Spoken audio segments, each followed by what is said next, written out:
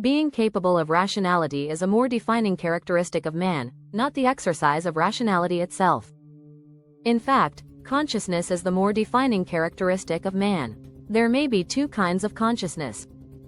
The small child one day becomes aware of himself as a person.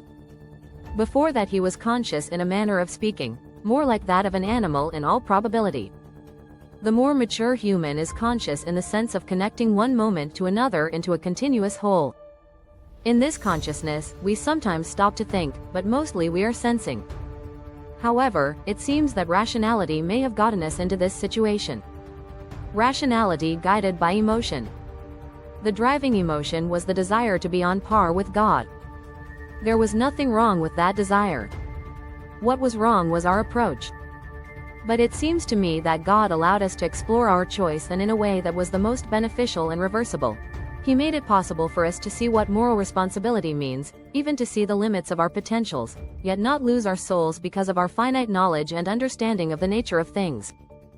God did not punish us. He gave us our desire while protecting us from dire long-term consequences.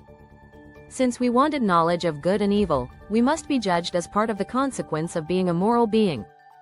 So we will be judged. The reward is that we can be with God, the source of light, for all eternity. The punishment is that we can be with Satan, who is without light, for all eternity. But in reality, there is no punishment or reward. There are only consequences. We were spiritual children by definition. We made a moral choice before we knew anything about good or evil. To punish us would have been immoral. We were guided and protected as much as was possible, and allowed to suffer the consequences without being irrevocably destroyed.